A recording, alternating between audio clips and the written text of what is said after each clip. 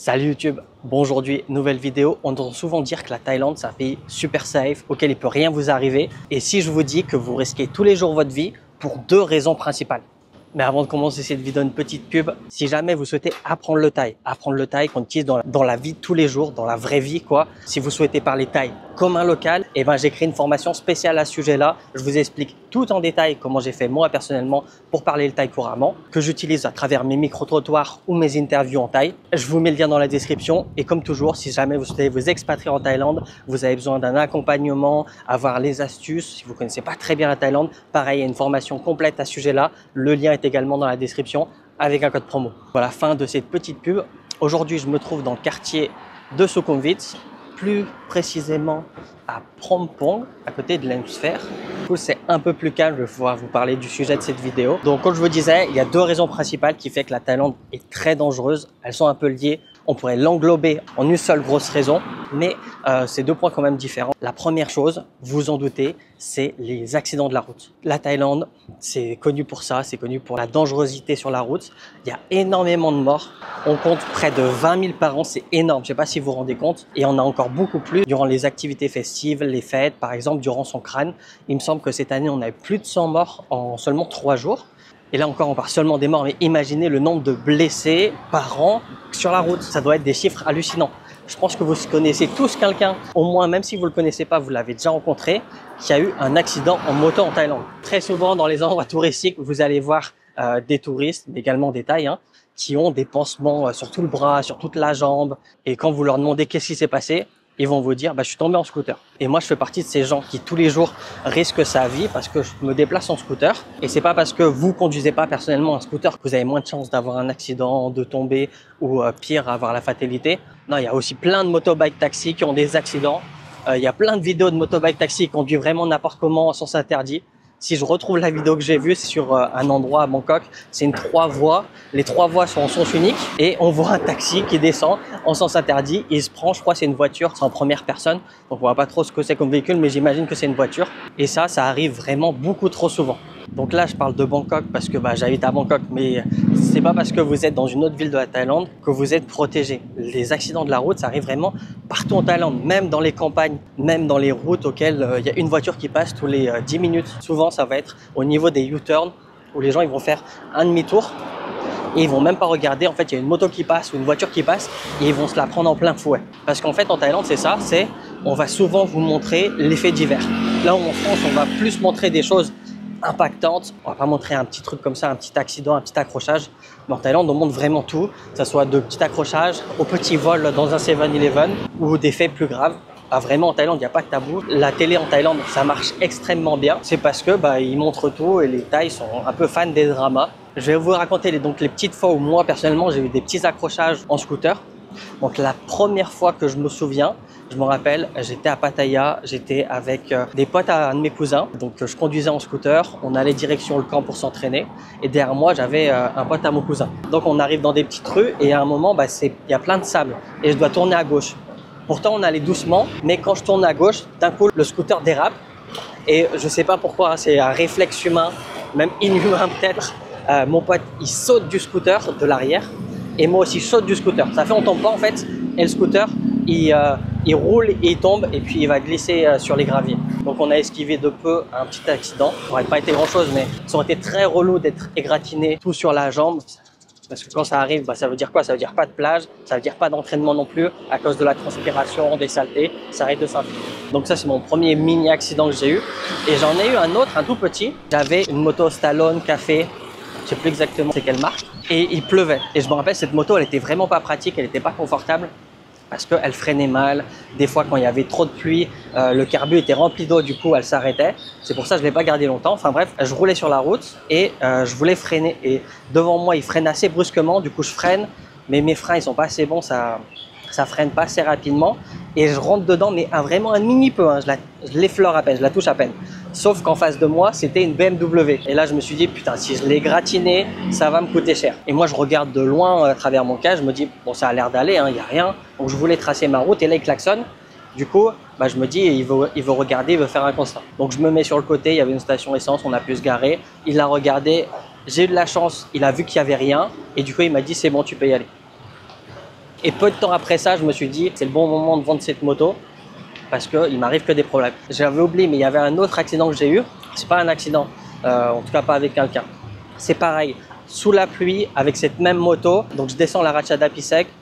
J'arrive au Sijeklat Prao, c'est un carrefour auquel il y a un feu super long. Enfin bref, j'arrive et avec la pluie et avec la vitesse, j'arrive pas à freiner à temps. Donc j'appuie fort et les roues se bloquent et donc je dérape et la moto elle tombe. Bon pareil, j'ai eu de la chance, j'ai eu aucune égratignure. Pareil, la moto elle avait rien. D'ailleurs même dans le cas précédent, je vous ai pas dit, mais avec le scooter à Pattaya, la moto elle avait rien, ça se voyait pas, personne n'a rien vu. Donc j'ai eu la première fois où je suis tombé avec la moto et après j'ai eu l'accrochage et après l'accrochage je me suis dit c'est bon, faut que je la vende cette moto, il m'arrive que des galères, c'est pas fait pour moi.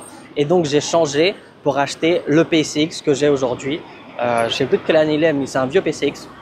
Et franchement c'est le meilleur achat que j'ai pu faire en Thaïlande, je crois, parce que je l'ai depuis... alors c'est une deuxième main, mais moi je l'ai acheté 2018 et là on est en 2025, donc c'est plutôt un très bon achat. Bon, avant de continuer cette vidéo, je vais aller au Seven parce que j'ai soif. Unsweetened. Jai tout le mondeเนี่ยครับ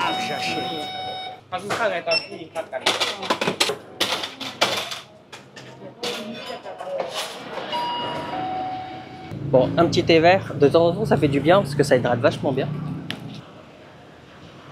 Et pour en revenir, oui, quand vous conduisez avec des mototaxis, vous n'êtes pas forcément plus en sécurité. Parce que pareil, quand je vous disais, il y a plein de vidéos auxquelles il y a des accidents. Donc là, je vous ai dit un exemple. Quand un mototaxi, il allait en sens interdit. Mais il y a des accidents auxquels le mototaxi, il roule normal. Et il rentre dans une voiture ou une voiture lui rentre dedans parce que quelqu'un, il tourne à gauche. Enfin bref, ça arrive grave souvent. Donc voilà, faut pas croire que c'est pas parce que vous conduisez pas que vous avez moins de chances de vous faire accidenter. Même si effectivement, si vous savez pas du tout conduire, c'est le cas. Mais vous n'êtes pas forcément en sécurité derrière un mototaxi. Et ça, je pense qu'il y a plusieurs raisons pourquoi la Thaïlande, c'est autant accidenté que ça. Pourquoi c'est aussi dangereux de conduire sur les routes. Je pense déjà, la première raison, ça va être la facilité du permis.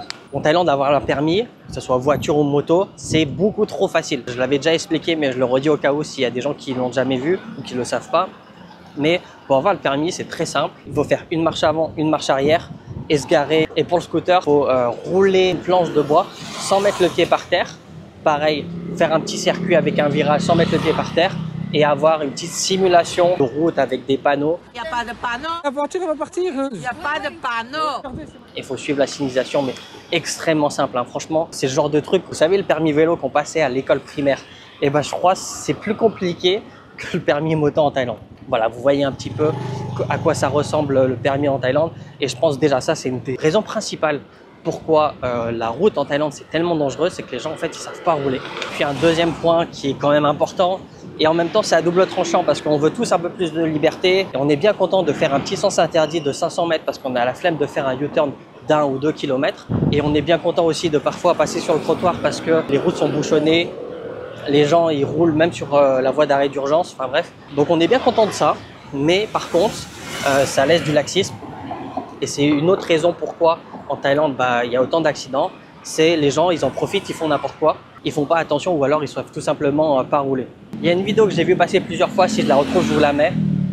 En fait, c'est la difficulté de passer sur les passages piétons. J'ai expliqué il y a quelques temps pourquoi ils ont mis les passages piétons en rouge en ville en Thaïlande, plus spécialement à Bangkok. C'est peut-être le cas ailleurs, hein. Si c'est le cas, dites-le moi en commentaire, je n'ai pas fait attention. Un médecin voulait traverser, une voiture s'est arrêtée, il y a une moto de flic sans plaque qui arrivait à fond, qui l'a renversée et malheureusement elle a décédé. Et puis donc ils ont mis ça pour que les gens fassent plus attention, ils ont mis en place plein de choses. En fait en Thaïlande c'est comme ça se passe. L'opinion publique en Thaïlande ça a une énorme importance. C'est grâce à l'opinion publique qu'ils ont mis tout ça. Ils ont mis en place également le fait de filmer quelqu'un qui ne cède pas le passage aux piétons en voiture. Vous l'envoyez sur un site, vous le déclarez au commissariat et vous recevez un pourcentage de l'amende, genre 500 bahts, un truc comme ça. C'est un métier pour des gens carrément. Et malgré tout ça, comme je vous disais, je suis retombé sur une vidéo. C'est quelqu'un qui traverse et un scooter, il s'arrête pas et il lui rentre dedans. Après, donc ça l'aide à relever le scooter. Ils n'ont pas coupé le contact. Quand ils le relèvent, ils appuient sur l'accélérateur et le scooter rentre dans le mur d'un peu plus et ça retouchait le piéton qui voulait traverser, qui s'est déjà fait renverser une fois. C'est ça aussi qui fait qu'il y a beaucoup de laxisme. C'est que les gens ils disent, moi je suis pas obligé de laisser passer le piéton, je passe tranquille. De toute façon, je risque rien. Et malheureusement, parfois, même si c'est qu'une fois sur 100 ou même moins, eh bien, il y a des accidents. Donc pour moi, c'est les deux raisons principales qui font qu'il y a autant d'accidents en Thaïlande. Si vous en voyez d'autres, n'hésitez pas à le mettre en commentaire, hein. Ça m'intéresse d'avoir votre avis. Je vais vous donner le deuxième point, c'est encore sur les routes, mais c'est quelque chose peut-être que vous n'y attendiez pas. C'est ce qu'on appelle le road rage. Être rageux sur la route. Je sais pas comment le traduire, c'est de l'anglais, mais voilà, c'est le road rage. Et en Thaïlande, ça arrive beaucoup plus souvent que vous pouvez l'imaginer. Autant les vidéos d'accidents, je vous ai dit, on les voit tout le temps, mais limite, je crois, il y a plus de vidéos de road rage que de vidéos d'accidents. Je suis pas sûr de ça, mais j'en ai vu énormément. Là, je vais vous en montrer un. C'est celui que j'ai vu là récemment. C'est vraiment le plus fou. Pour moi, j'ai jamais vu quelque chose aussi fou. Je le montre pas en entier parce qu'à la fin, ça devient très violent.